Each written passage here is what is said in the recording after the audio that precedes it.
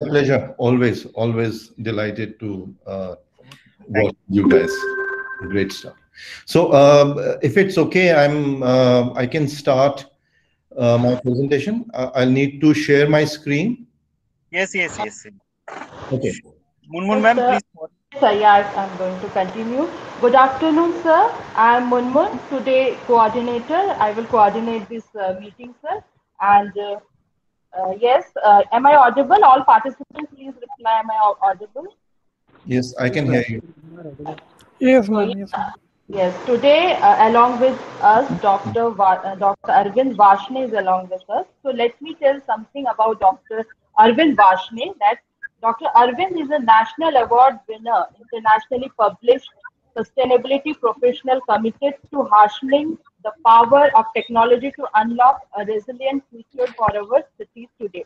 He is advisor, National Institute of Urban Affairs. His work focuses on building cross-disciplinary bridges with technology to climate-proof urban future. He has over 25 years of experience in design, research, and analysis of the built environment and has a track record of leading delivery of innovative urban solutions and evidence-based strategies to counter impacts of climate change on cities, resulting in sustainable, cost-effective climate change resilient outcomes. He has a diverse and unique mix of knowledge, skill, and experience. So today, along with us, and here we are, sir, to having a good address from you. So you can continue, sir. Thank you. Thank you very much for your kind words, Munmun. Um, Without wasting any time, I'll share my screen and go to my presentation today. So,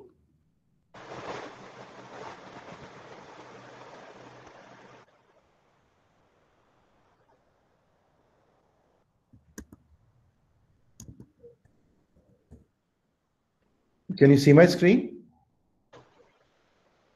Uh, yes, Not yet? it is coming. Yes. Now Okay. it, yes, it is visible. Great. So, look, guys, today I will talk about, uh, the art of design decision making the geospatial way. I understand past few days you've been learning about GIS, geospatial, and such techniques as to how you can use these techniques in your work. And I understand most of you come from urban background, urban design, urban planning background. But at any rate, I mean, whatever you might be doing, it requires decision making at all levels. And design earlier used to be the domain of architects and urban designers, and they used to design whatever they felt was right. But now increasingly all the design professionals, they are asked to support their design decisions with evidence, with some sort of data. And a new term has emerged, and what we call now is evidence-based decision making, or evidence-based policy or design decision making. So that's where we are moving, in that direction. Increasingly, designers need to support their design decisions with evidence. So how do we make decisions? So before I even go into how to use geospatial or how to use GIS in decision making, how do we make decisions? So decision making involves actually 4 steps. First step is whatever decision you want to make, find facts, you analyze those facts, and then you communicate and understand these facts. You communicate these all these facts after analysis to your teams and different stakeholders, and you create a common understanding, and based on that develop a uh, you develop decisions, right? So if you look at these 4 steps, so these 4 steps can be summarized in a very succinct acronym, which is often referred to as DIKW. So if you look at finding facts, find it is often data. So for example, if you want to buy a car, so before you buy a car, you would look at, tens of different cars. You will find out what their fuel consumption is, what their torque is, what their, acceleration rate is, all that kind of data you collect. And then you analyze all this data based on your preferences. So what do you want? So you want a fuel efficient, environment friendly car, which has lots of space for your family. So based on all that, you shortlist, you come up with, so if you looked at say 15 different cars, you have to buy one, you come up with a short list of, for example, 3. So those 3 cars, whatever you know about them, that becomes the information. And then this information you share with your family, your people who are going to fund this, whether it is bank or your parents or whoever is giving money to you, and whoever is going to use the car. You discuss that and you come up with an understanding, and based on that understanding you make a decision that you will buy this particular car. So out of all the 15 or whatever number of cars you looked at, you decide that this is what you are going to buy, and that is called wisdom. So you make decisions with the wisdom. So this process, this 4-step process is called DIKW, data, information, knowledge, wisdom. And this is applied anywhere, whether you are designing a city, whether you're designing your house, whatever it is, you always use these 4 steps, DIKW process. Now, what I'm going to do today is share with you some examples of how I use GIS in decision making, in design decision making at urban level, right?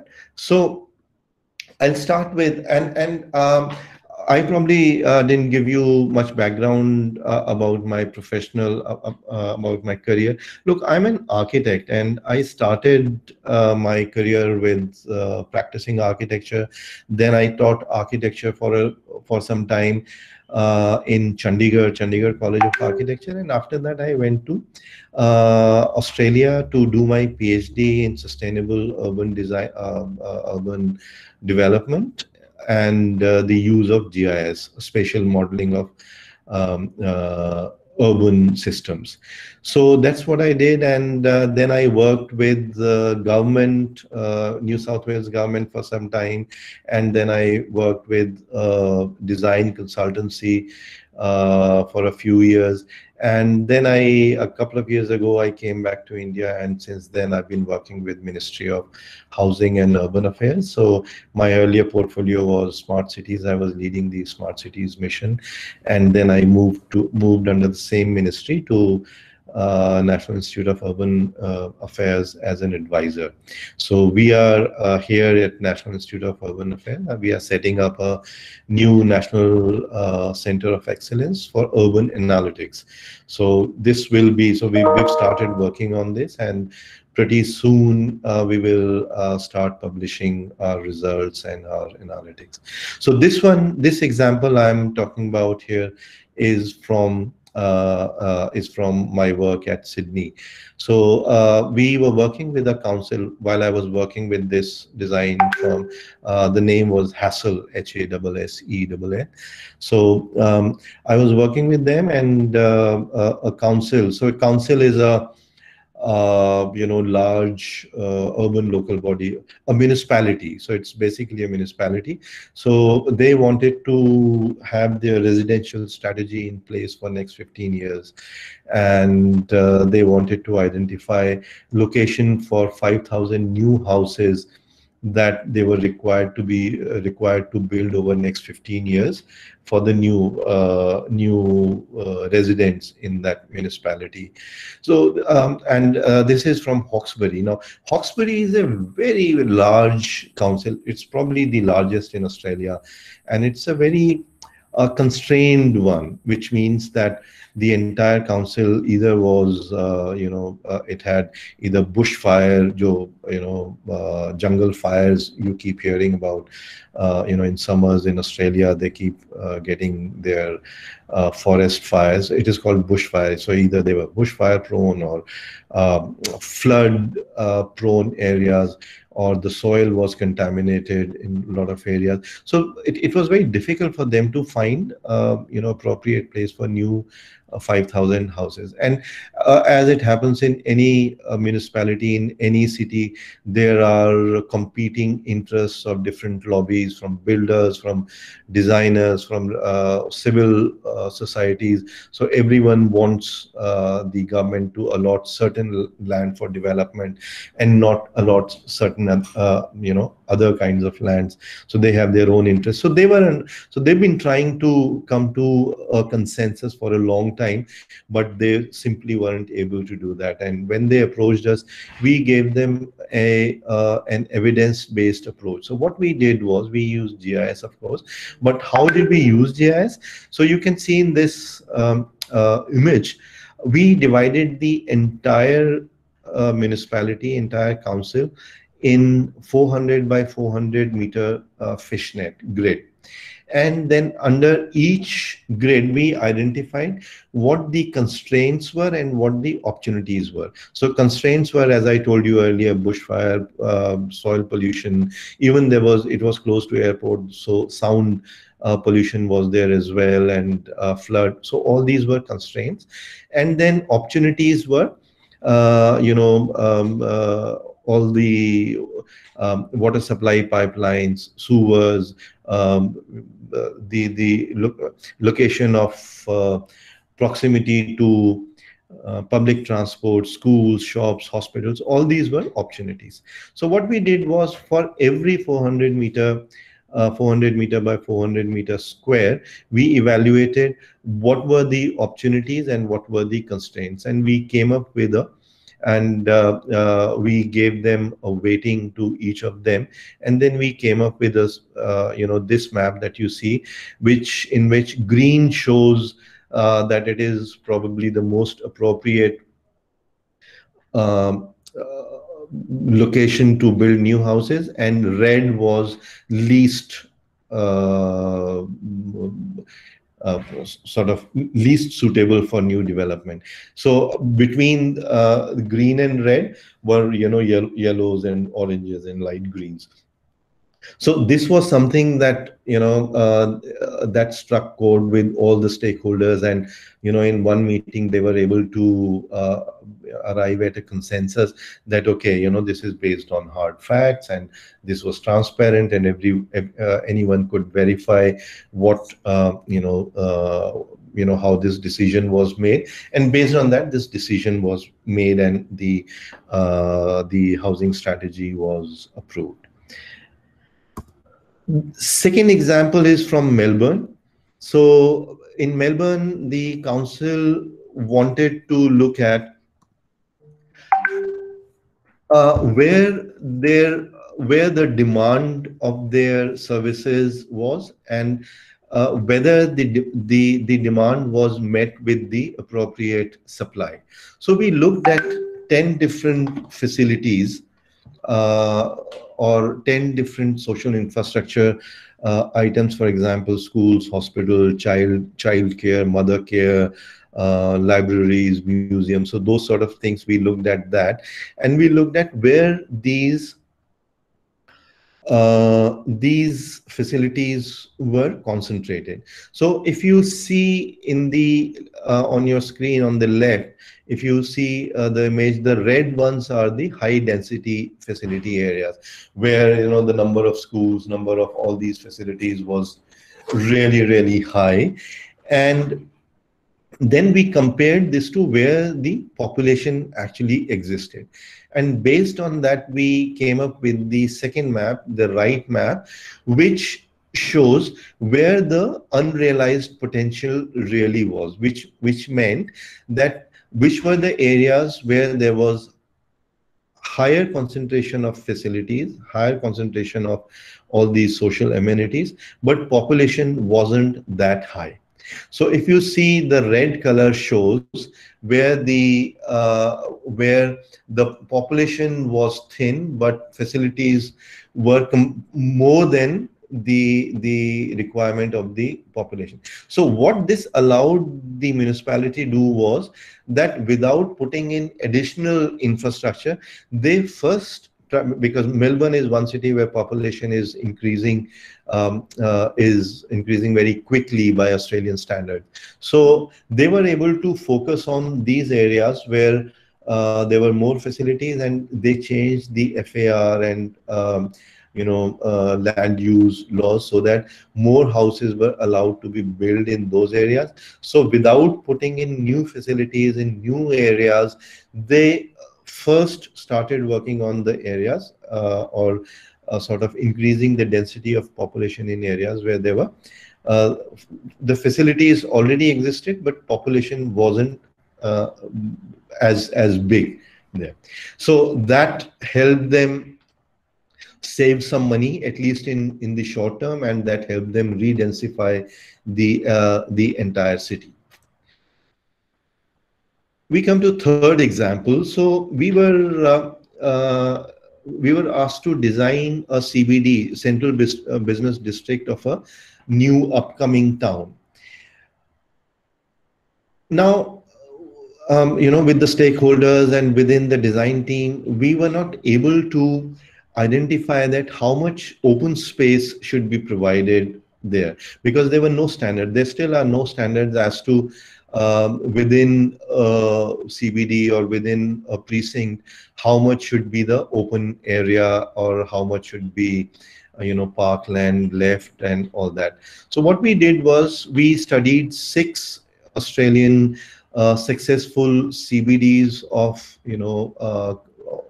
of cities of comparative size, of comparative nature, and then we looked at how much open space was there. So if you look at the table down here under the maps, it will show you in 6 different towns. So Geelong, Townsville, Brisbane, Gold Coast, these are all different cities, and the total area of these CBDs is given here in hectares. And then we looked at how much was the open space, and we also looked at the population, and we saw in each of these cities how much open space per 10,000 people was there, or how much open space per hectare of total area was there. So based on that, we were able to arrive at a benchmark. We'd say that, okay, we are not giving less than the lowest one, or probably we are giving more open area than the highest open area available in these six cities. So based on that, we arrived at a benchmark. So if you look at all these examples, you will see that we followed through that 4-step process. First of all, we looked at the data in terms of what the population was, what the area was, how much how much new houses were to be built, etc. And based on that, we analyzed all that and we came up with information. Information was that, okay, this was the total open area per 1,000 people or per hectare of total area. And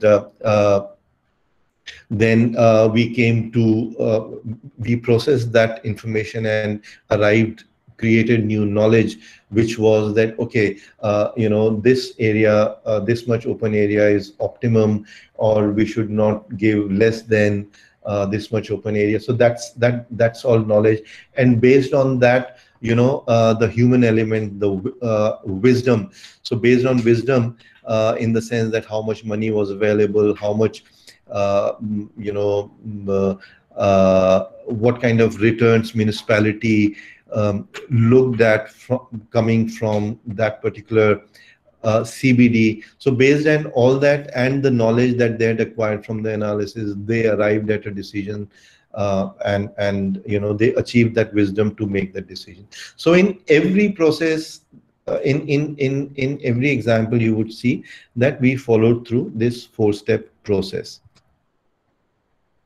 This example is from my work with New South Wales government. So with the government, I worked with a department called Bureau of Crime Statistics and Research. So here I did a little bit of crime analytics for about 3 years. So the Bureau wanted to come up with a annual report of entire state, which had about 34 different councils. And so they wanted to see what kind of crime was taking place there. So we looked at 12 different categories of crime. So violent crimes and property crimes. So violent crimes are like, assaults and domestic assaults, or assault under the influence of alcohol, those kind of things. And property crimes are, theft, breaking into a house, and all those. So there are 12 different categories, and the police had a huge database. So although it wasn't a geospatial data, so for every incident that the police responds to, they record where that happened, on what date, on what time, what was the nature of the crime. So based on that, so they have huge, big tables of that. And based on that, we created a geo database. So geo database is simply geocoding all the crime incidents based on the addresses we had. And so this was a long time back, but if I remember correctly, I think they had more than about more than a million data points across the state. And so we looked at that, and we sort of mapped where the hotspots were. So a hotspot is simply, a location where a certain incident takes place multiple times. So if you see this map here, on this map, you can see that there are 3 or 4 big hotspots. There were 3 or 4 big hotspots, and these within. So the police were able to, look at these, and they could allocate their resources accordingly. But it wasn't just the location. We also looked at when these incidents were happening. So we looked at across the year. In this particular case, you can see that the most amount of the highest number of incidents, and this we are looking at assaults, domestic violence related assaults. So November was the month where the most incidents used to take place, and this was averaged over this was 1 year's worth of data. In that particular year, the most incidents took place in November, and least incidents took place in June. And then we also looked at what time of the day, what day and what time. So here you could see that Sunday, between 9 p.m. to 12 p.m., you could see the highest number of incidents taking place, because Sunday probably, people would get drunk and beat their spouses or whoever, whatever the reason was. So our mandate was not to find the reason, but just to identify what was happening and when it was happening. So this gave a very clear picture to the police over there as to, how to allocate their resources, where to allocate their resources, what time of the day, what time of the month. And they knew all the different kind of categories of crime, and based on that they could actually pinpoint, who was good to deal with violence, who among their team was good to deal with violence, and they were deputed on those plays on those particular times when they were most likely to be used. And other people who specialized in property crime, they were accordingly given the beat in that way. So again, this was with this kind of decision making, they could use resources appropriately. They became more efficient in what they were doing, not only in terms of money, but also in terms of effort and the results achieved.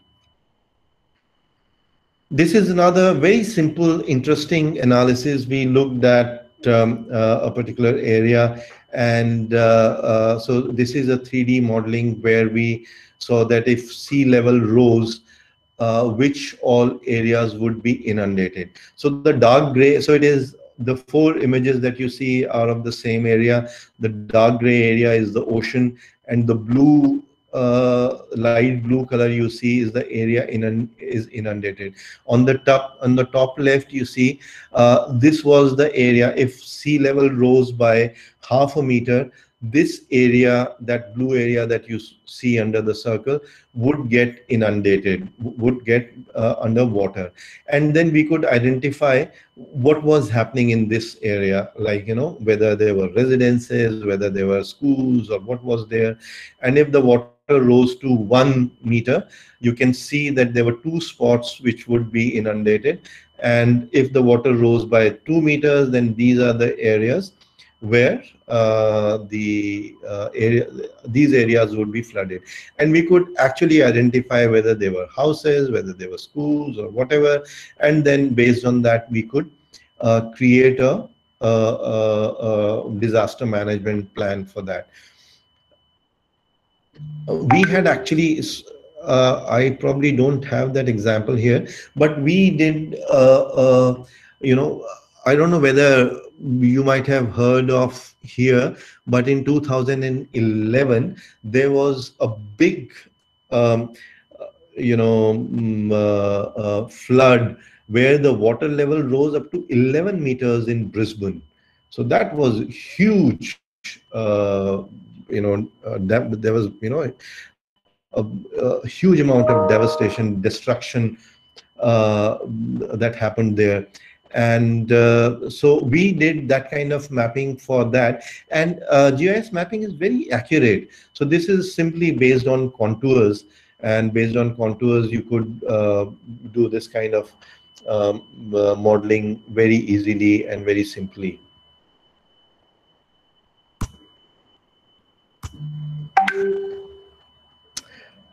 I hope I'm audible.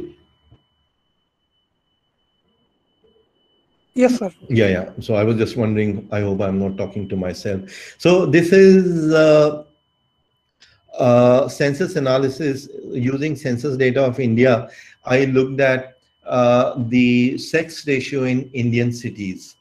So it is quite interesting to see. So all the red dots that you see here, the sex ratio is in favor of men, in the sense there are more men than women. And the green dots you see in these cities, there were more women than men, and the blue dots, very few blue dots that you see, are the cities where men and women were equal in number. And state-wise, that I compared, that Himachal Pradesh was one state where the ratio was really skewed. So there were 800, just over 800 women for every 1,000 men. And on the top of the scale is our states like Kerala, Manipur, Meghalaya, Puducherry, and Mizoram, where there were more women than men. So all this data is always available, but when you see this on a map, then you can. So if I gave this data to you in a table, probably you would have understood it. That's fine. But looking at this map, you can see that cities in south and some cities in northeast are the ones where there are more women per 1,000 men. And here you can see in all the north and central and west India, it is more men than women. So this was quite interesting revelation for me. And this is just publicly available data, census data you can use, and based on that you can create interesting insights. Just recently I was looking at density, the incidence of COVID and population density, because there was a lot of talk about the fact that the cities which are really dense, uh, there the incidence of COVID was found to be more relevant. But looking at this, so on the left map you see it is the density of it is actually an old map. I haven't updated it with second second wave of COVID. That is something I should now do. So I looked at this. You can see the reds and oranges are the one where the incidence of COVID was high, and on the right and the green ones are low density areas, and on the right you see the population density. And so what I found was that there was no real correlation as such between the COVID incidence and population density. And that is what later on came up as well.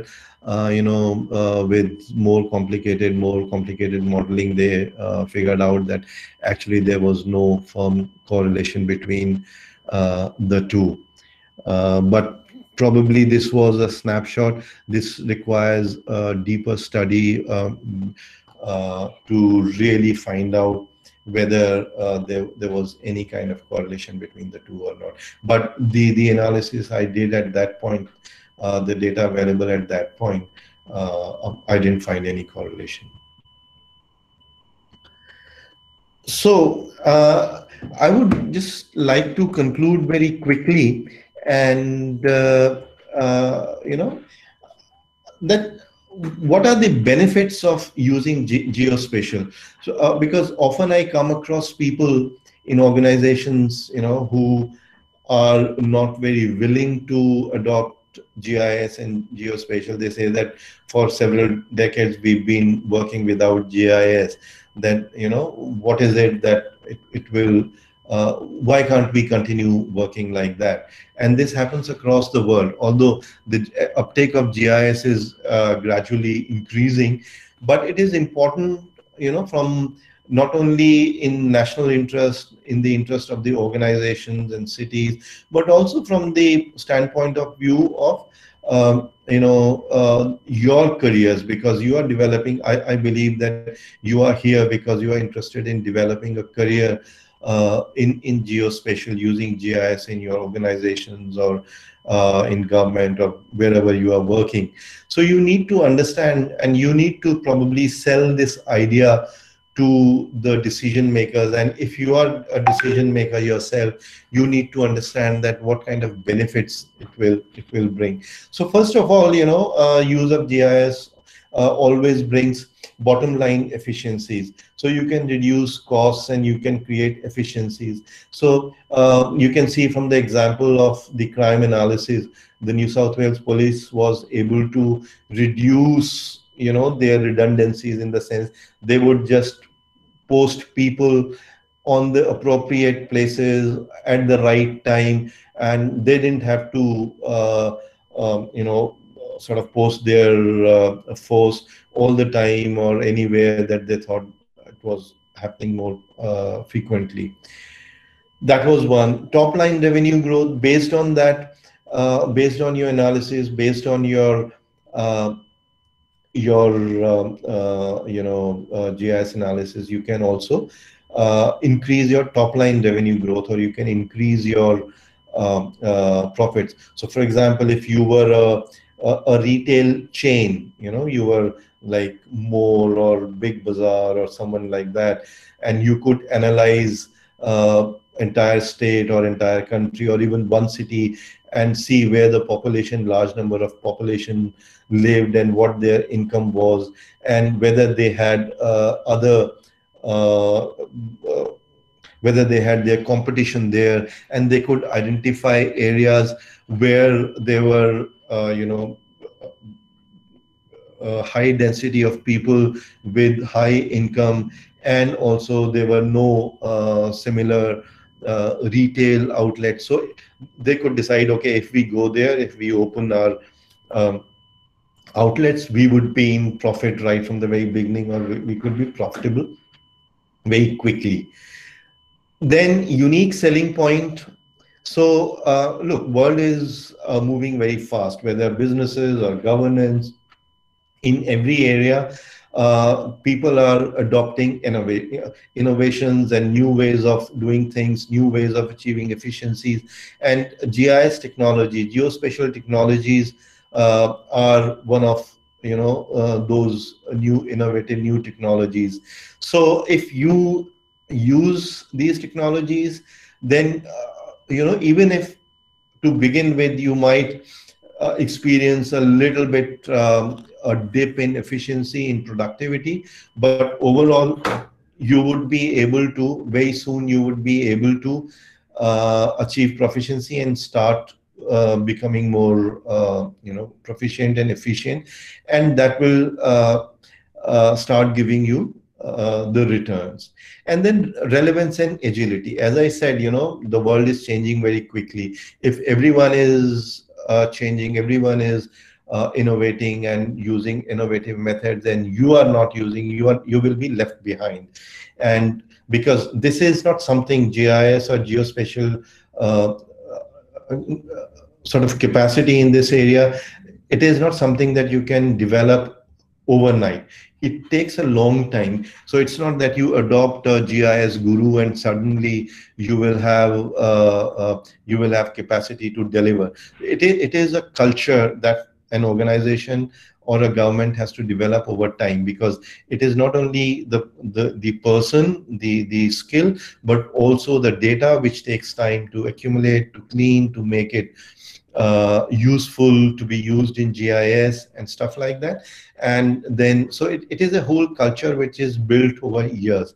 So if you haven't already started in this area, the earlier you start, the better it is to stay relevant and stay agile.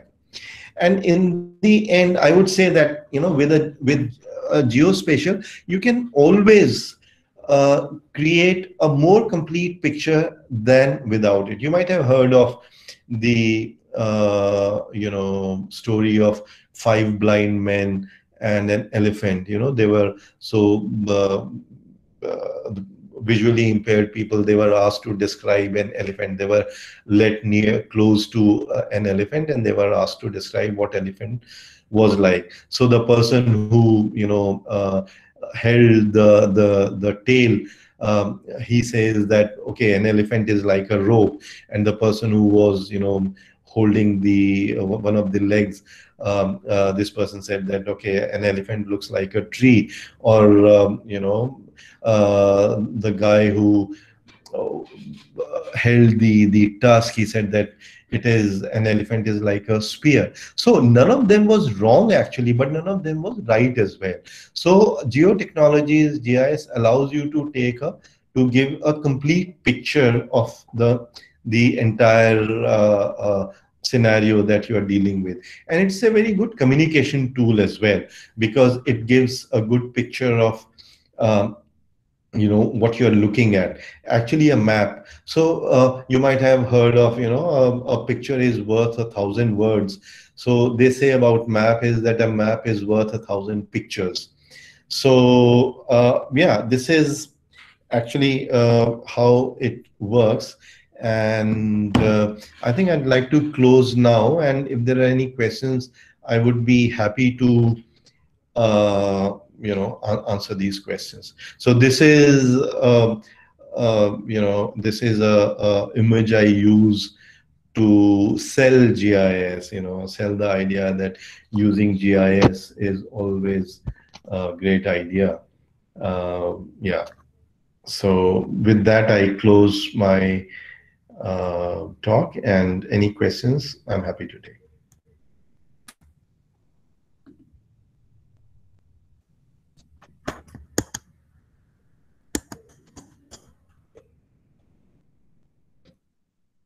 I can't hear you. Munmun, I can't hear you. I think you're on mute. Sorry. Yeah, I just unmuted myself. Sorry, sir. So thank you so much, sir, for such a nice presentation, visualization, I can say, and the pouring of data and how we have to use the data actually that I have seen, and I learned a lot. So there is a question now, I think, and if somebody wanted to ask the question, please ask the question right now. It's a chance right now because right now is the question answer session. Everybody writing thank you and this very nice question, sir. It's interesting. Everybody writing, but ask the question also, please.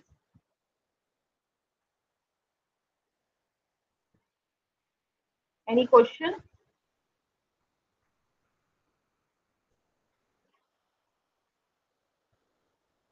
I think they are very much satisfied by the slide only. So That's good. yes, one question is there. I think for any decision making process, we always need a good set of data. Can it be possible in India that kind of decision making process asked by Piyush Purohit? Yes, certainly. Look, India, GIS is becoming very popular in India. So I don't know whether, I think it was just last month you might have seen in the news that Government of India has deregulated the spatial data, which means earlier anyone couldn't just get up and create GIS data. But now, since the government has deregulated, just last month, anyone can start generating GIS data, which means that there will be increasing number of vendors who will come up with GIS data, and so we already have a lot of it available, but probably now is we are sitting at the cusp where the things will start changing very quickly. So if you are thinking of getting in this area, believe me, very soon you will, if you are good with GIS analytics, data, remote sensing, stuff like that, you will be in great demand very soon. So now is the time to develop your skills, capacity, and find out about data, where the data is available, what kind of census data, and how you can actually create spatial data where you don't have any. So the use of Google Earth, Google Earth Pro, where you can actually digitize data, and how LiDAR works, and develop your networks, where now there are a lot of agencies who fly drones and aeroplanes for aerial photos and LiDAR surveys. So yeah, you develop your network, you learn how to create data, you learn about where the existing databases, data resources are available, and certainly, and if you have GIS skills as well, certainly you'll be in great demand. Does that answer your question? Yes, sir. Thank you. Thank you, sir. Okay, next, another question. That's very good that the question should come. What are the benefits of GIS in urban planning by Dibyayan Ghosh?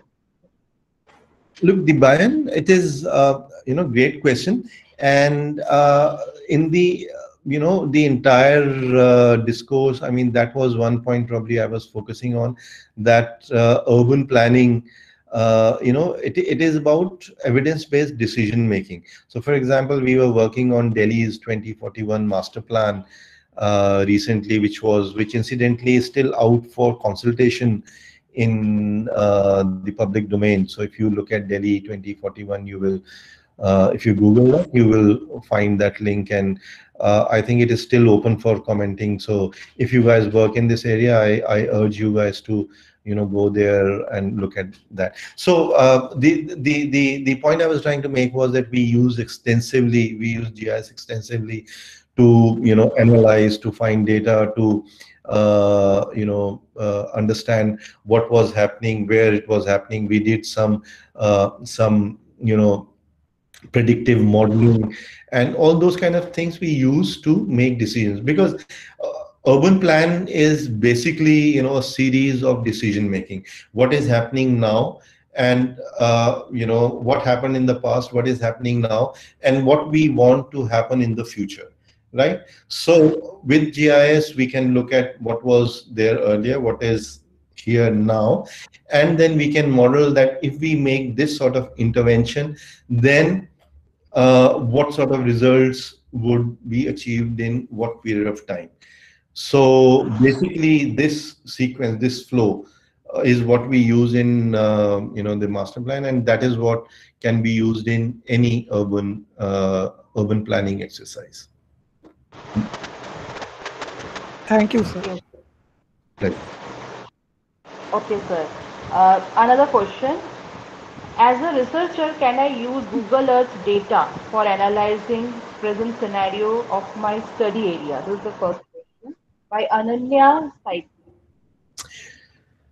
So Google Earth Pro. So I think Google Earth you can still use for a few things, but I know Google Earth Pro, which is a small subscription, which comes with small subscription. So you can actually digitize. You can zoom into your area, and for example, you want to draw a street network. So you can actually use lines and shapes and points. You can digitize, you can draw on Google Earth, and then export as a KMZ or KML file, which you can directly import into your GIS software. For example, if you are using ArcGIS Esri software, then you can import that into your software as a shape file, and it will be geo-referenced, which means it will have the true coordinates. If you are in the right projection system, it will fall at the right place with your existing data for that area. Yeah. Ananya also asks her about the image, Google Earth image that they can she directly use the Google Earth image, I think, in our research work. Yes, why not? I mean, you can always use, screenshot. So for research purpose, of course, you can always use, but even for commercial purpose, if you are, you are paying your subscription, and even if it is whatever high resolution, so Google Pro are slightly higher resolution than normal images. But yeah, these days, using image from anywhere is not a major problem. Thank you, sir. Any other question? Yes, I think Okay, very that's satisfactory. great. It was a pleasure being with you guys. Thank you very much. You too, Mr. And all the Thank very you. Thank you, best sir. in whatever you're doing. Thank you, sir. Great. Thank you, Yes. sir. Okay. Thank you.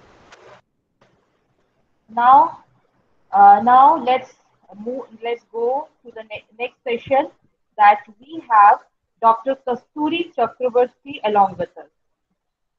I think ma'am is on the board right now.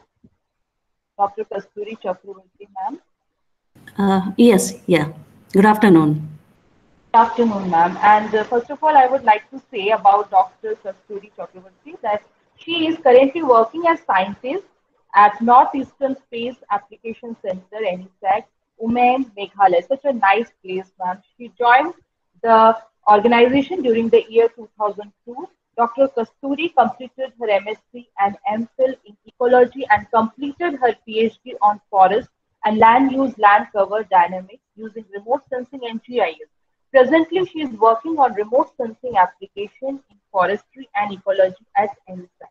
She has contributed as team member and team leader in several important forestry applications like ecosystem dynamics, forest working plan, forest change analysis at regional scale, land use and land cover studies, and so on. She has also completed assignments on wetland-based projects. She has been in focal role in the National Wetland Inventory and Assessment Project for whole northeastern region. In addition, to optical remote sensing applications. She is now working in microwave remote sensing applications in forestry. She has several important research articles and brought our environmental change quantifications and awareness through her research publication. She is recipient of ISRO Young Scientist Award and ISRO Project Lead Award. So today she is along with us to address us and to give something new from her experience. Thank you, Munmunji, for introducing me to everyone. Let me share the screen presentation.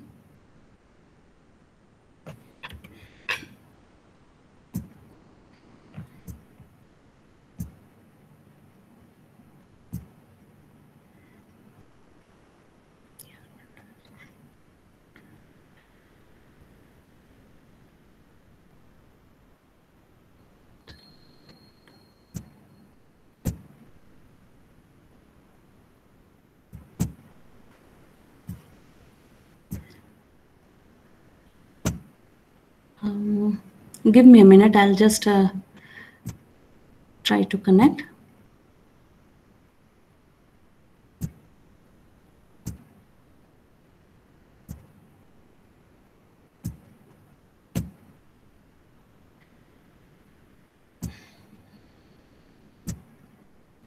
Is it visible to everybody? Yes, ma'am. Yeah. Yes. Okay, so good. Good afternoon to everyone. So as Munmunji has introduced me, I would also like to know a little bit about the participants also, because one-way introduction may not be complete, right? So can I just know what is the background, the field, the participants, the students, is everyone student, or there are any other participants interested in this field? And have you used remote sensing and GIS in your studies? So can you tell me about yourself a little bit? Maybe a few of you, and Munmunji can summarize about the participants. Yeah, this is very nice, ma'am, that you wanted to hear from us also. Thank you, ma'am. So participants, this is now you just write in the chat box about your background, from which field you are actually. Can you write it, because it's better to see. I think they can just mention quickly. We can hear from them. Huh? Ma'am, actually, I'm also don't know about everybody. Just Yeah. I don't know about their researcher. Most of the people are from research background. Okay. They are RS and GIS researcher, and if they are from some other field, they can write. I'm just seeing it, and Okay. geology field also, they are geographer, planner, geology people also here. Somebody from disaster management, environment and disaster management also Okay. here. Okay. And like this BTech geoinformatics is also here. That is, and pursuing PG in remote sensing. Some students are there, some research scholars are there, ma'am. Some working professionals are also here in the field of RS and GIS. Okay. So we have a mixed group, that means, right? Yeah, ma'am. Yeah. I was given a topic to speak on forestry applications, and as you introduced me, I am working in forestry applications using remote sensing and GIS. So mainly here I will deal with forestry related study, particularly from examples from Northeast India. And here I'll also give some background on the remote sensing images, so that the students who are just going to start their work can get some advantage from those information, right? So in the very first slide, I have put what is called the FCC, false color composite of Northeast India. Okay, and there is another small window that has a classified map of Northeast India. That is what we derive information from the remote sensing data for our application. it can be here, it is presenting a forest type map, the land use is there. We can generate information from the same data on various aspects. Like the same data, one can use for urban application, for water resource application, for forestry, for geology, and so on, you name it. Okay, so it is this is the like advantage of having remote sensing technology. So let us proceed a little bit about ANISAC. ANISAC, it is known as a Northeastern Space Applications Center. It is a Department of Space organization located in Umiam. We call it Umiam, which is around 17 kilometers from Shillong towards Guwahati in Meghalaya. I hope all are aware about Northeast India. So, yeah. So here we have different activities. The core activity is remote sensing. Then we have satellite communication section. We have space science section. And to add in this slide is the disaster management program, the Northeastern Regional Node for Disaster Risk Reduction that has been established at ANISAC. So the various, so now, just slides are not moving. Yeah. Okay, so it is to be done. Is it? Slides are not moving. Ma'am, you can do the whole screen presentation if you do so. I think. Yeah, it is in whole screen. Okay, so like if you share again, sometimes it happens that in the first 10 it's not. Now it's moving actually. It's moving now? Now it's moving now. Okay, okay. I have come out from that whole page. Okay, is it fine? Yes, now I can see. Yeah. So I'll keep at this size only. I'll not make the screen full screen. Yes. Okay. So coming to remote sensing. So then there are several definitions actually that which says what is remote sensing. So the most simplest definition and which is widely used is given by Jensen. And there is Jensen's book. I suggest everyone who is working in the field of remote sensing to please go through the book once, because it gives the details of remote sensing, basics of remote sensing. So you should definitely go through this book on remote sensing fundamentals by Jensen. So it defines remote sensing as the art and science of obtaining information about an object without being in direct contact with the object. Fine. So then what actually it needs in this whole process, so we have a source of energy, the illumination source. There is what happens is interaction, though that illumination, the energy source interacts with the target.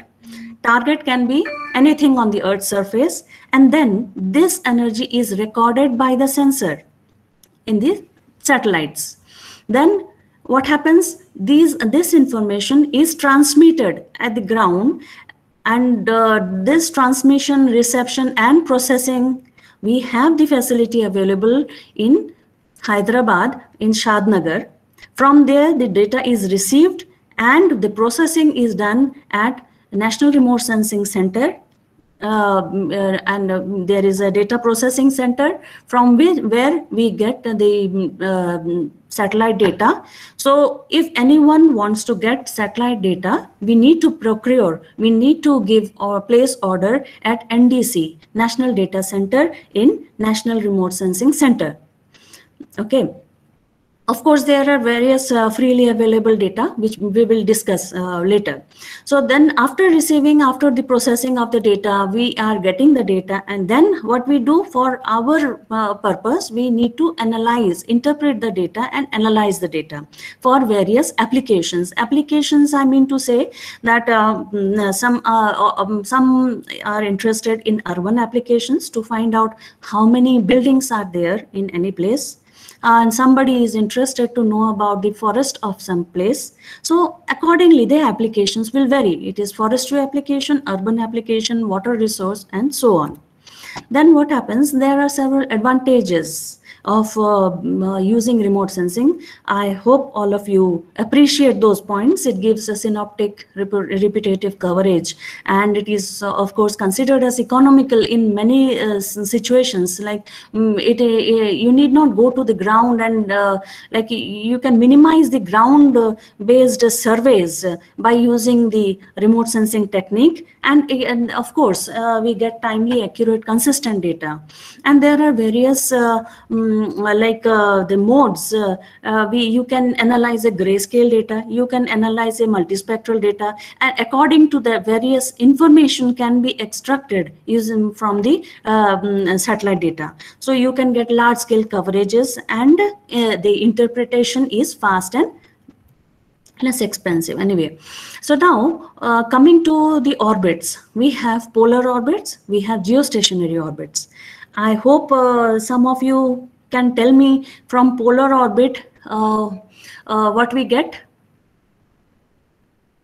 Anybody?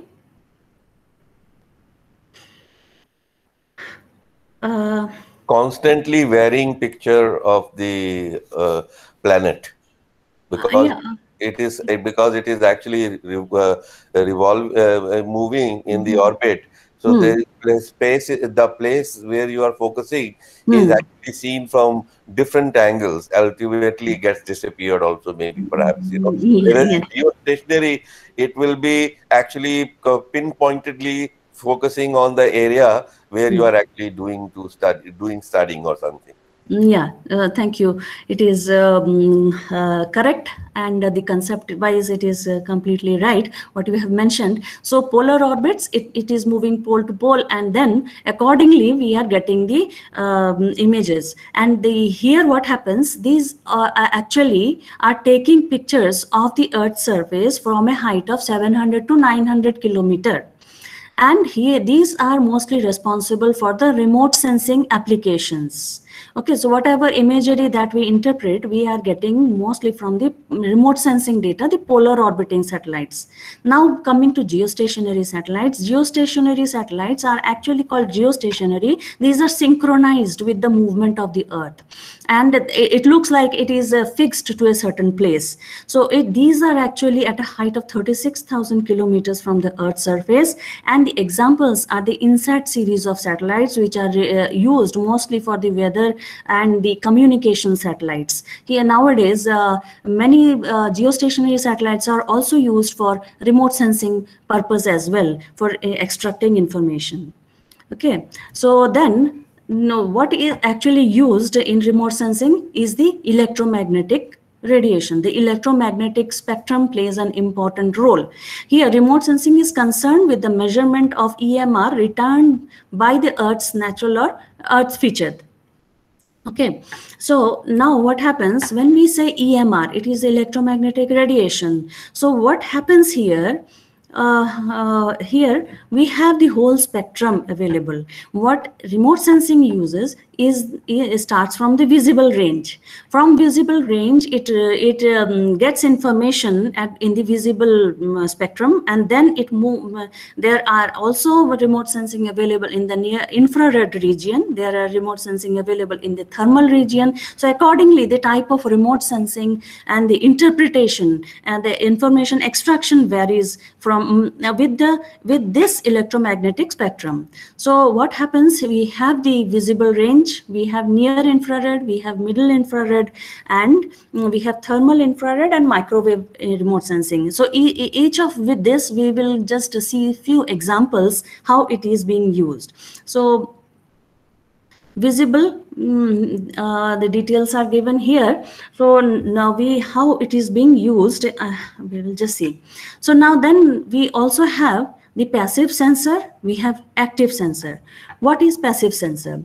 The remote sensing system which measure energy that is naturally available. So the source of the energy is the natural sources of energy. But active sensors, where there is less energy available reaching to the sensor, so what it is designed that those sensors, they will release, they have their own source of illumination to the ground surface, and the sensor in turn, it will capture the returned signal. Okay, so passive sensors, they are based on natural source of energy. Active sensors have their own source of energy.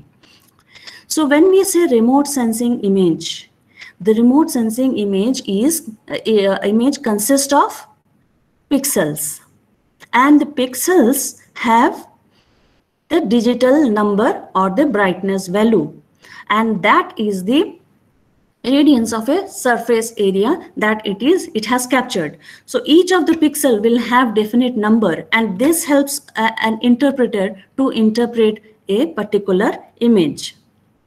So coming to the concept of resolution. So when we, because these are the terms I will be using subsequently when we come to some of the applications. So that is why it is important for us to understand these concepts.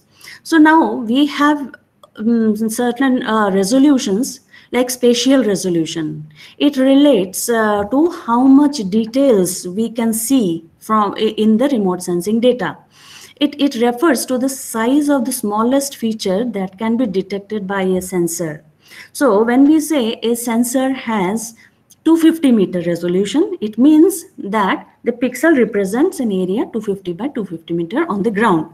So when we say spectral resolution, it refers to the colors, the bands. So accordingly, a particular sensor can give us multispectral data, or we can get hyperspectral data also. The finer spectral resolution will give narrower wavelength range, and then we call accordingly the multispectral, hyperspectral, or gray level images. Further, when we come to like color depth, it is called the radiometric resolution, the gray scale values. It is measured in bits. Okay. So generally we use up to 256 levels, and the more the information definitely will increase with the increasing bits, and definitely you need the systems accordingly to analyze those images. Then it is an important aspect is the temporal resolution. So temporal resolution is related to time of the day, the season, the year. It refers to the time between the image. So it is the capability of the satellite to provide images of the same geographical area more frequently. We have several such sensors, like there is MODIS sensor, which has 1 kilometer spatial resolution. And of course, there are resolution 500 meter and 250 meter also. So what happens here, MODIS views the Earth around 10:30, then 1:30, then again at night 10:30, 1:30, like that. So how many times it is seeing? So that is referred to as temporal resolution. And then again we can also say in respect of temporal resolution that a satellite is seeing the Earth in 5 days interval, 15 days interval, like that. So then digital images, we have the red, green, blue, and near infrared. In various bands, the information is extracted, and this information we are mixing together and getting we are viewing these images in various color guns. And what we generate according to the various band combinations, we can generate information for urban applications or for vegetation studies. So we have a concept called false color composite. I hope who is using remote sensing data are aware of false color composite. Can you please tell me?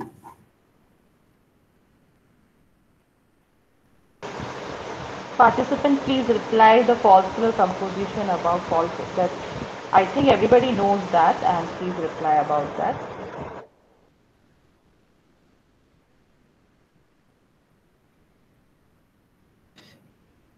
Ma'am, if you tell something about false color also. Maybe that. Yeah, I'll tell. So what we do in remote sensing, mostly any remote sensing person, you will find them using FCC. So FCC, we get more information. What we do there, and for forestry studies particularly, and FCC plays a very important role. Like what we do there, we are putting NIR band, the near infrared band, to red band, the red to green, and green channel to blue. And that's how we get an FCC. Okay. So here in FCC, whatever red color variations we get, it represents the vegetation portion of the surface. The red color again will vary in their tonal composition. Some red color may be very bright, some may be faded, it varies depending on the type of vegetation, the status of vegetation, and so on.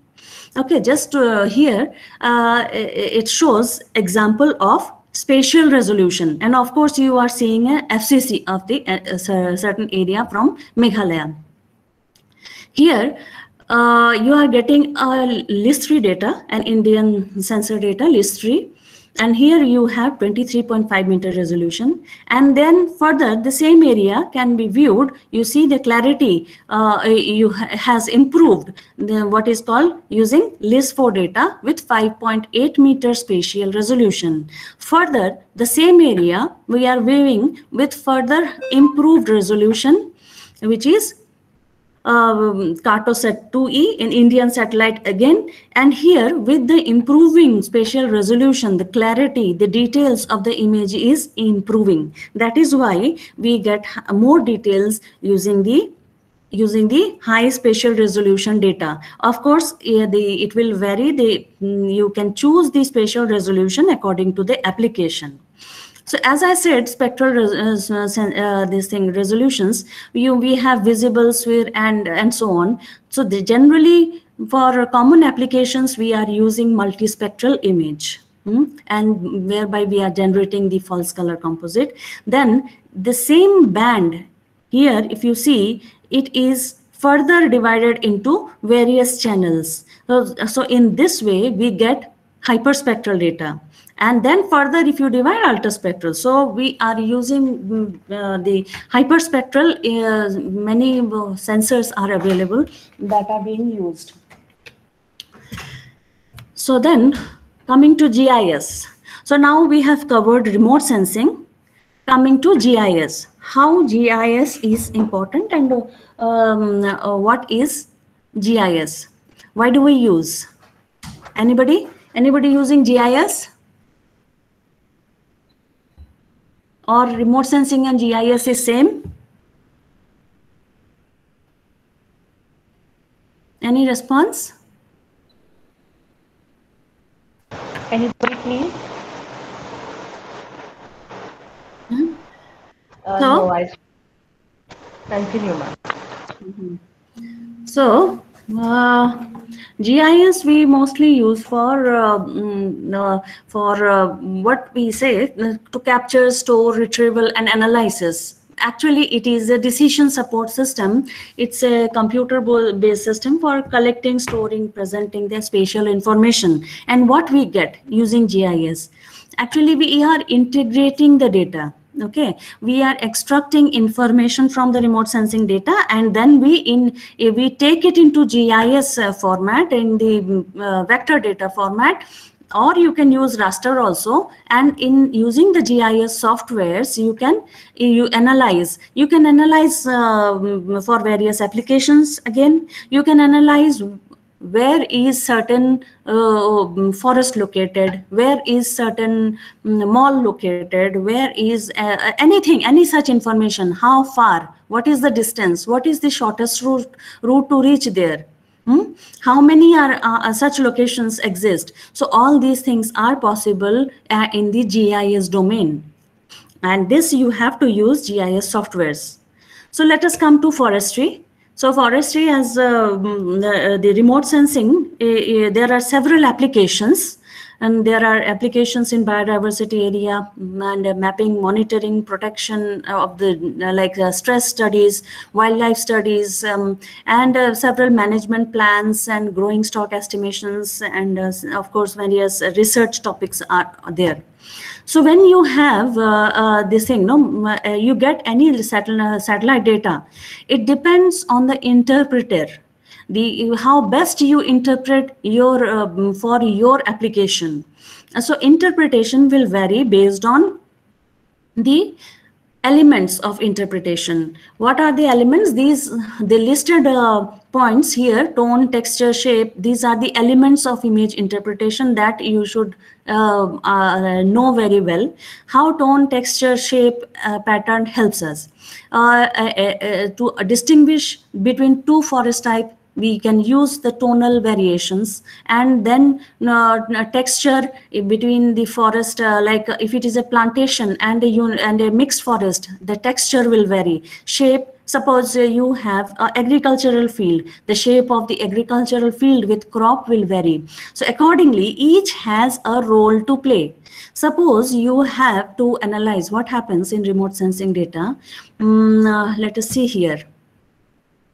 This is a water body, and when we have cloud on the image, similarly you will get another dark spot here in the on the satellite data. So, and it is up to the interpreter how they interpret. If you find a cloud associated with that particular patch, you should understand that it is a cloud shadow. Then again, in hilly terrain, we may have misinterpret the data that these there are no vegetation available, or there are no features, because it is actually those features are due to coming in the shadow region. So it is important to understand the various elements of image interpretation. So coming to the this graph actually is called the spectral reflectance. It is the spectral reflectance curve that we have to understand, particularly for interpreting any of the features on the Earth's surface. And when it comes to vegetation, it has a very, very unique characteristics compared to any other feature. So what happens here, in the visible range, the leaf pigments play an important role. Like chlorophyll concentration will play an important role. But here you will find a sudden peak. It is the near infrared region, and here the cell structure, the internal structure of the leaves play an important role. Here it is the water content in shortwave region plays an important role. So in this way, I request anyone who is planning to work in forestry should understand this curve very well, because this thing will decide your interpretation.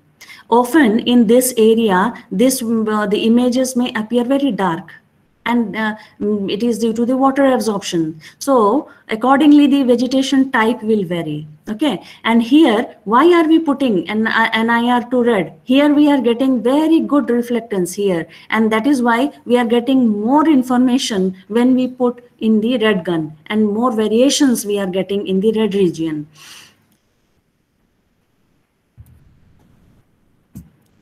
Okay. So then accordingly, the type of vegetation we can make out if it is a broad-leaved or a pine forest, or the type of forest can be determined.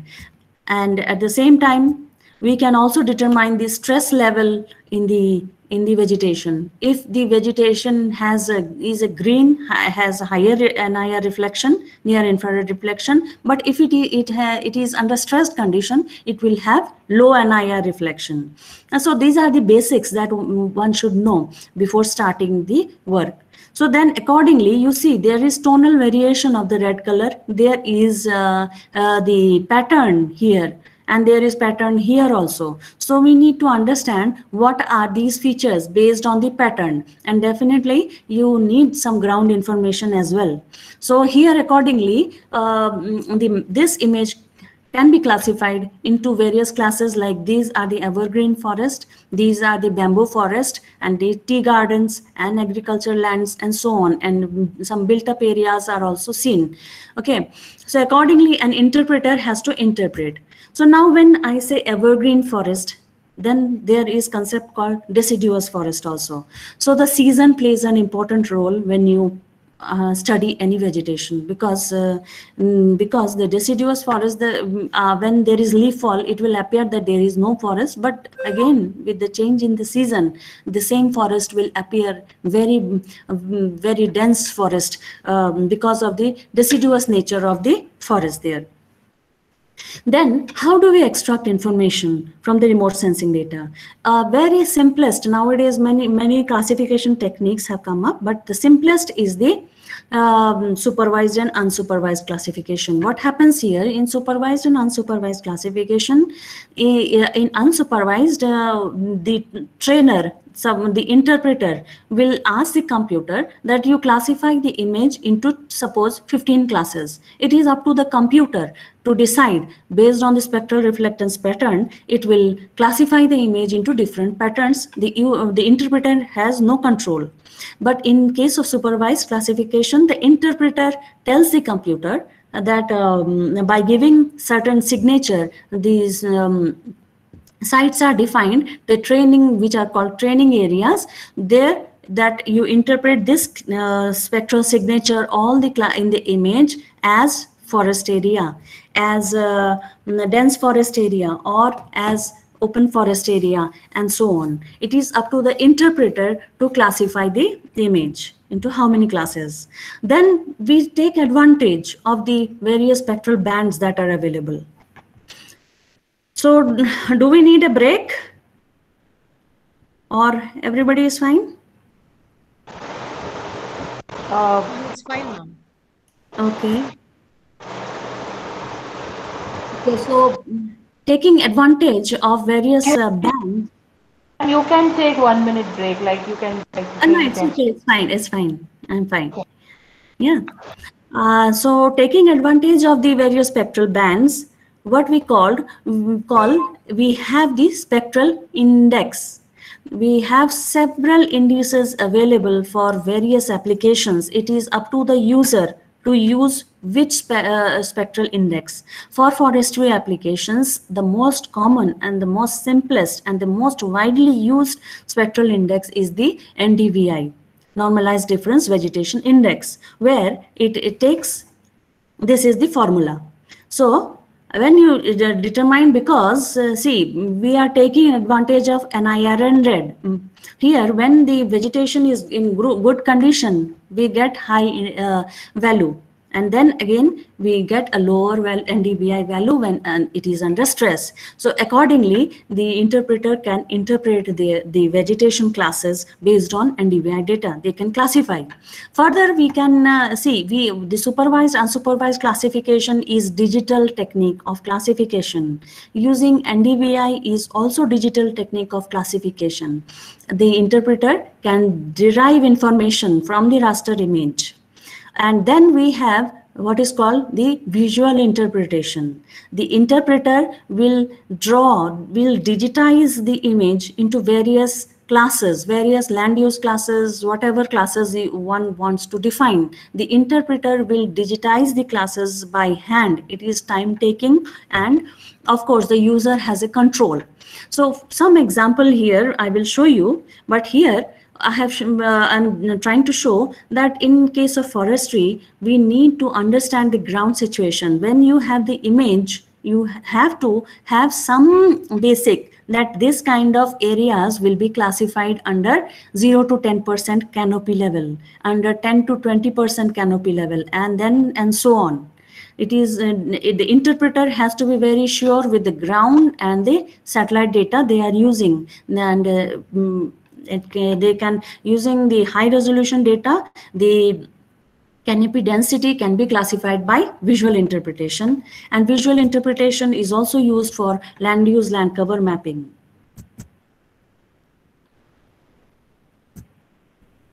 So here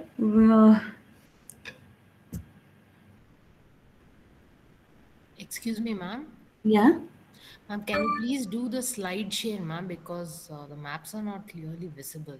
I did actually. Let So me. here that slide share icon is there, that cup kind of a thing at the bottom right, third icon. If you click on that slide, PPT mode will come.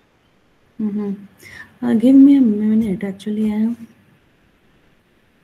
We are able to see, but it should come in mode. I understand.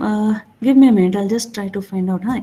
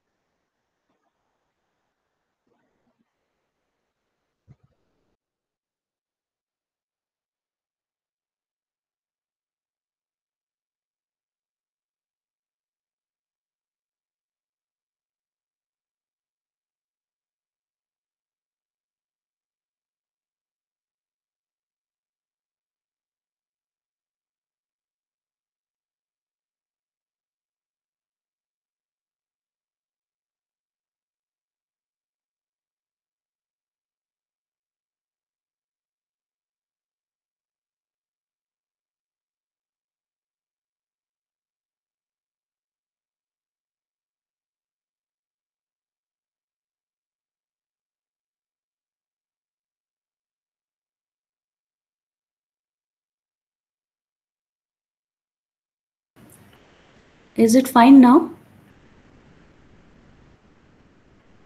Ma'am, go to that PPT actually. Now, right now your whole screen is shared.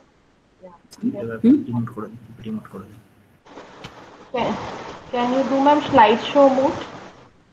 Slideshow. Yeah, is it fine? Yes, I think participants, this is fine. Vijaya, ma'am, this is yes, fine. Yes, ma'am, it's fine now. It's fine. Okay. Okay. So let's proceed. So now, as I said, some examples. It will be land use, land cover. Some examples are we can see now. It is the land use, land cover map at 1:50,000 scale. So this map has been generated based by visual interpretation. This is example from Assam. So where you classify any particular satellite data into various land use categories, and then you can generate the area under each category. And when you are using the remote sensing data, then you are bringing for this area calculation how much area is under which category. You are using GIS for this purpose. Okay. So same another example for forest resource mapping this example is from Meghalaya, where we have classified the map into various forest densities. I have used as I have shown you 0 to 10% and 10 to 20% and so on. So the interpreter has interpreted by visual interpretation the forest various forest density levels. Okay, so such information becomes very important in the overall forest management for the decision makers. This example again is from Meghalaya. It is the forest type map, which has been generated by digital classification by using supervised classification method. So now, using such techniques, we can generate various information from the satellite data. Like the Forest Department has given the various compartment level, and now we integrate in GIS where is the compartment located, and then what is the forest density of any particular compartment. Now, if I have to find out for 3A, what is the forest density? I have generated the forest density map, so I can extract information of for 3A and tell the forest department or whoever is the user that in 3A compartment, this is the forest type and this is the forest density. And then again, we also map the forest blanks also. Okay, so these areas, where is the forest blank located? So such information, when you provide, it can be taken up for afforestation purposes and overall forest management. So as I said, field information, the field data collection plays a very important role in this whole exercise.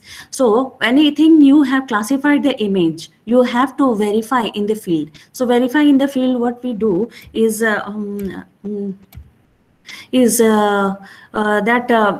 we take, generally you can take a single image also, but it is always better when you go to certain location, you take all the direction photographs so that you can correlate with the satellite data. Okay, so field information plays an important role in this whole exercise. So another example is from here, for particular reserve forest areas. Here I have defined. So if you have to say that at particular elevation, what is the forest density and what is the forest type?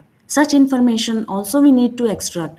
And for this purpose, if you need information on the elevation, you need to use digital elevation model and then integrate it in GIS domain, and then you will get information at what elevation, what is the forest status of any particular area. So another important thing in the forest studies is the fragmentation, the porosity of the forest. So accordingly, information can be generated for any forest, how porous is the forest, how frequently it is becoming fragmented. How frequently, when I say it is getting fragmented, what it means is that you will use temporal images. Okay, so if you use 2000 image, then again 2005 and again 2010, or you can take 2005, 6, 7, 8, 9, 10 like that. How the particular area, the forest loss is happening, how the fragmentation in the area is happening. And interestingly, you can also find out from the same image what is leading to the fragmentation. That is the beauty of using remote sensing data. So then here, this is a study in one watershed where I have used 1970 onwards, 80 and 99 and 2005, and then again try to understand in this watershed level how the land use is changing. And these studies become very important in the watershed based information, for the decision makers. Again, here, based on the various land use categories that are available, we need to take up the watershed conservation measures, the soil conservation measures. If the land use is changing, the soil will change, there will be more erosion. All are linked together, and that is why we need watershed level information. This is one example called the Forest Working Plan. This is the routine exercise and very important document that the Forest Department prepares. Earlier, it used to take 10 years for the preparation, but now using remote sensing, the time has drastically reduced to 2 years. Then now it is earlier it used to take around 5 to 6 years, yeah. And then now it is in 2 years, it can be completed, this whole exercise, and based on this information, the growing stock, the number of trees, the how the what is the volume of the tree in a particular density class, such information can be extracted. So now an important aspect we need to understand, we generally get information is on the deforestation monitoring. This example is from Karbi Anglong area. How the deforestation, for this deforestation study or any change analysis study, you need to use different years or different months. Like if in a same year you want to see the change, then you need to use different monthly data. But if you have to see that, okay, in 5 years interval what has changed, then accordingly you have to choose the data. So accordingly, based on this images, you can monitor the deforestation in particular area. So here the maps are classified again using the classification techniques, and you get the information of that particular area. And this is one example of change detection study by using principal component analysis. And this has used the coarse resolution data. The beauty of using coarse resolution data is that you will get an overview of a larger area. Then when you get to know that which area is changing, you can use high resolution data to get more information from that particular area. This is one example on shifting cultivation dynamics. Shifting cultivation is very prominent in Northeast region, where they cut the forest and then they cultivate. And accordingly, these are considered to be the factors of deforestation in Northeast region. So often the information is asked on that how much shifting cultivation is available in any particular area and how it has changed. So those information can be very well extracted for using the data. So another example is on the forest biomass study. So you can tell in any particular region what is the biomass availability. These are the data that are useful for climate-based study and the forest management purposes. So as I said, these are the forest working plan information that we provide. And then you can get information on the bamboo area. This is one example from Nagaland. The study was conducted by mapping the bamboo areas. Here again, the spectral reflectance will play a very important role in discriminating bamboo and the evergreen forest or deciduous forest or whatever forest class it is. So the spectral interpretation key, the interpreter has to know to delineate the bamboo areas. It can be generated by digital classification. It can be also generated by visual interpretation. This is one example of national work was done under National Carbon Pool project, where the sampling was carried out, because see, for any kind of biomass or carbon studies, we cannot just by seeing the image, one cannot say how much will be the biomass or the carbon content in that particular area. We need to do sampling, and sampling is done in this manner. The sample plots are laid, and then this information is collected, which is then extrapolated in the whole image. So that is the beauty of remote sensing, that you need not go to each and every site. You can have some selected sample points. I wanted to ask one thing. Yeah. You know, in the diagram that was there in the last slide, the plot was a square plot, 31 meter or something like that, 31 by 31. And on diagonal corners, they were similar. One was bigger, 5 or 5. 1 meter. Why was it like, and the other one was 1? What is the purpose of doing it in this fashion? Okay, so when in forest inventory, this is the standard size that we are using, plot size. See, this 31.61 meter is used for the tree inventory. How many trees are there within this plot? And for shrubs, we are using 5 meter plot. Then for herbs, we are using 1 meter plot. For herbs, again, we need to weigh the herbs that is available in that 1 meter plot. So the 1 meter plots are again located in the 4 corners and one in the center. This is the sample layout that is used for, maybe it can be used for biodiversity study. It can be also used for biomass assessment or carbon assessment kind of works. This is the layout of the sample plots. Okay. Okay. Okay. So now the same data can be used for the plantation mapping. The plantation mapping, here we have to be careful with the season. Here you see uniform patches or red patches are seen. These are actually the rubber plantations. But if you use a different season data, this is a particular month, March season data, but if you use a different month, again, you will not be able to discern this variation. So the season plays an important role in, it depends on the type of plantation that you want to generate the information on. So till now, what I have discussed is the what is called optical remote sensing. Now, little bit, I'll touch upon the what is called the synthetic aperture radar, the microwave remote sensing.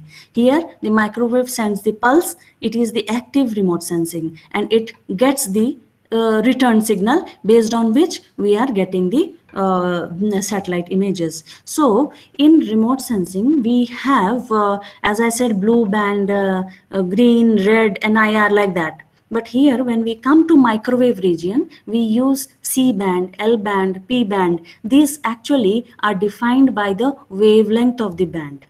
Okay, so L band is the longer wavelength band compared to C band. So here advantage, we have like advantage of using microwave data, satellite data, is that it can see through the clouds. It can see through the foggy weather, but where the optical sensor will fail to generate the information, we can use microwave data. So microwave data application mostly we get in the flood scenario, where we often the cloud cover constrains the optical data availability, and for particularly northeastern region, we have this we find it as a serious constraint to get the data during the clouds cover monsoon season. So this is one example. Using microwave data, the water spread was generated, and then you can use again different time period data to generate to observe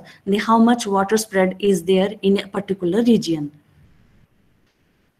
So then how it is used in forestry, because see, depending on the band, so the information that we are getting, it will vary.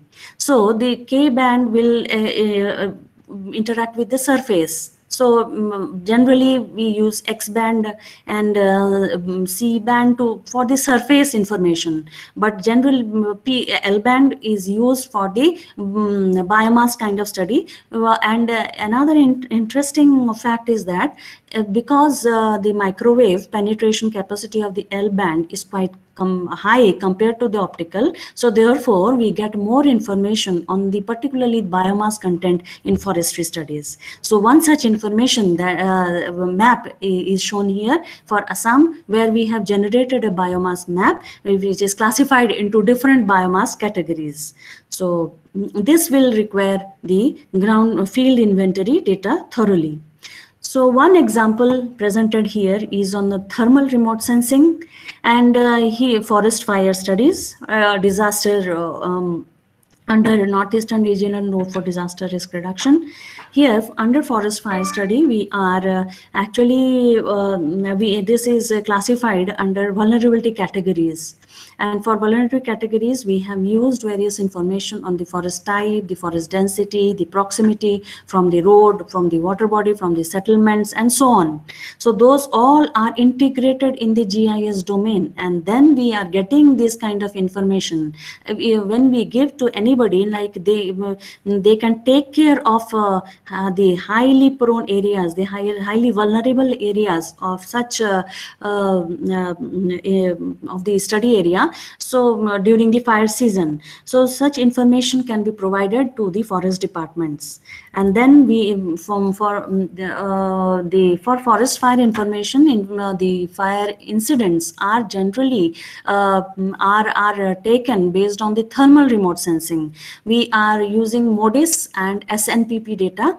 MODIS has 1 kilometer resolution for fire pixels, and then SNPP nowadays recently added, it has 375 meter resolution. And then this information is generated at National Remote Sensing Center, which is provided to Forest Survey of India, which in turn is disseminated to various user agencies during the fire season. And now this is one example on the burned area assessment. In the burned area assessment, we are getting using the optical data. Here it is generated from AWAVES data, and here you can, after the fire season, you can generate how much area has burned during any particular month or the year. It can be integrated. So various optical data can be used for this purpose. So now one application that I'm sure here is the UAV application. So UAV, based on UAV application, definitely you can monitor the forest fragmentations and various other information. One such example is on forest tree heights were measured for one particular study site. So this information, see, this if any forest person, if they will get an overview of the study area definitely, and then also get the where are the tall trees located.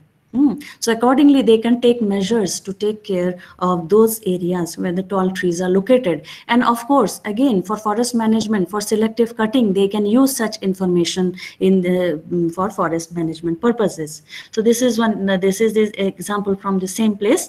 So with that, I come to the end. There is another section, of course, the LIDAR remote sensing that I have not particularly worked, or this actually is the depends on the laser. That is active remote sensing data based on the laser pulses, and it is further like it is used for biomass based studies. So that I'm not presenting here because I do not have appropriate examples. Maybe in future we can present. And with that, I come to the end of this presentation. And the picture, if you are I hope you appreciate the kind of deforestation that is happening. So remote sensing overall can play an important role in this whole exercise to monitor the deforestation, and at the same time to monitor the regeneration also. So it depends on the user how, for what application you are choosing remote sensing. So thank you all. Thank you so much, ma'am. And it was a nice and very informative, ma'am. Right from the scratch, if I see each and every slide, we get some information out of it. And this really depends upon us that how we extract how much we can able to extract, able to use that information in our work. Now this is the time of question answer session. Please ask question, participant, and you can write your question in the chat box also.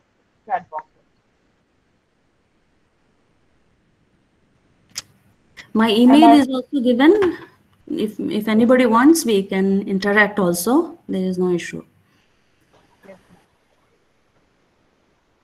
The email of ma'am will be provided to all of you.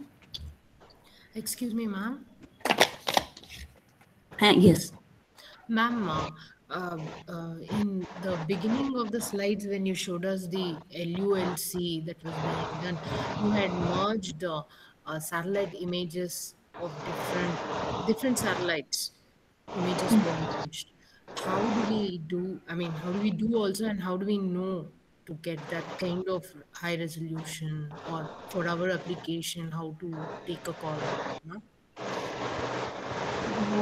The first question I could not follow. How, like land use, land cover from different satellites? What you said? Yeah, you had written the one list was there. List three. Yeah. Three satellite images were merged, I think. So. Yeah, not merged.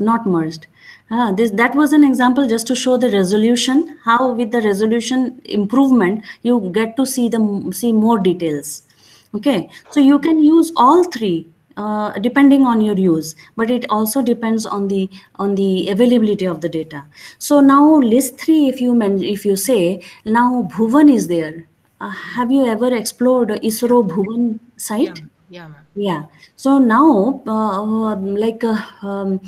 they say that 2 years old data is available for download. Select, like you can select some of the data and you can download for your work. And at the same time, there is some freely available data, 30-meter resolution, Landsat data. Have you explored that? No, ma'am. So that is freely available from USGS site. You can get the data free and of the present date also. And so that from that you can generate the information.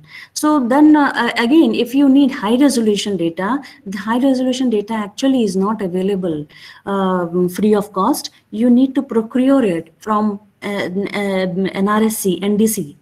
You have to place order, and the rates are also available in internet also. So you have to place order and get the images. Okay, ma'am.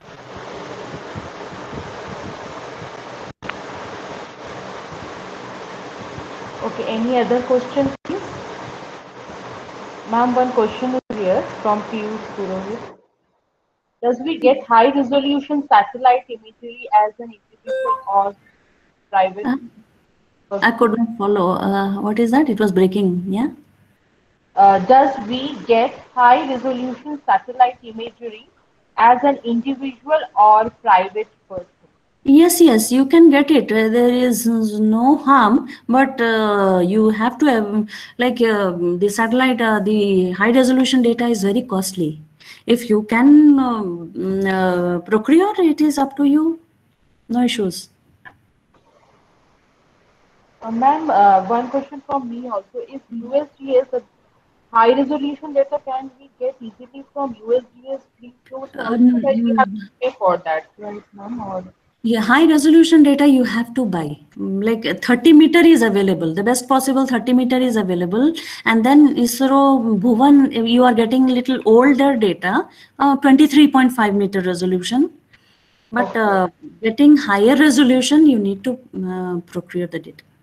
yeah, there was a question from one of the Ananya Saiti. I think he was talking about the working of the imagery from Google Earth Engine or Earth Pro. I think he was talking about. So that was also we didn't get the high resolution, right, ma'am? We can get only No.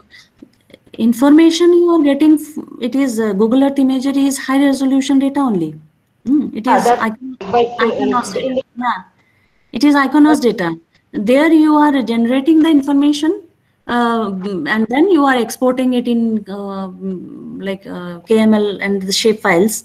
But you have to acknowledge that you have used this, and for research purpose it is fine. Again, for any other use, there will be some restriction on this open use.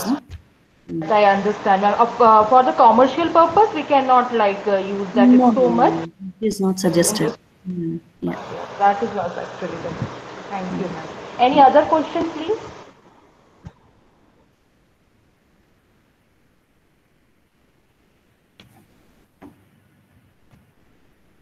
Anybody want to ask some questions?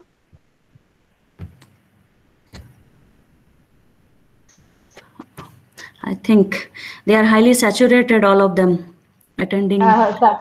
I'm saturated, and also I think they get the answers also, ma'am, throughout your detailed that visualization, ma'am. Actually, about even we get so much information about the forest, like the use of GIS, RS and GIS in the case. Yeah. Oh, thank you. I try to show as much example as possible, no? So it helps to understand what are the possibilities of using GIS. Yeah, thank you so much. Thanks a lot for attending. And thank you, ma'am. Thank you very much. Thank you so much. So can I disconnect now? Okay, bye-bye. Bye. Thank you very much, ma'am, for taking such an informative, wonderful session with us. And thank you so much, Munmun ma'am, also for coordinating this program successfully today. Yes. So, dear participant, today is the 12th day of our 2-week national level capacity building program on research and development. And we see here almost 58 plus attendees are present with us. Whereas I think almost 48 plus attendees have successfully submit their assignment. So finally, as an executive and program director of IIGST, I would like to thank all of our faculties, honorable faculties and dear participant for continuing this program actively, successfully and ensuring it ran so smoothing. So dear Sam ma'am, you have successfully joined, actively participated in our 2-week national level capacity building program and have long week with us. And from here, we are sure that you are all looking forward more arena in upcoming to explore the research and development in your particular field also. So we once thanks you again to all of you for your active participation, and I wish all of you a safe journey in upcomings. And as you know that online certificate course on advanced GIS and digital image processing and advanced Python in GIS will start from 28th June, I think, most probably. So the last date is tomorrow. So whoever attendees are interested to join can register themselves. And here I will give you the attendance link for today's class. And tomorrow, 26 June is the last date of your program. So from tomorrow, please try to join before 3 p.m. Sir, any more hands-on? So here is your attendance link. Sir, hands-on, whatever. Whoever says Vijay Lakshmi, no, Vijay Lakshmi, we have covered all the hands-on training. So technical season from tomorrow. And if you have any query, you can ask from our faculties.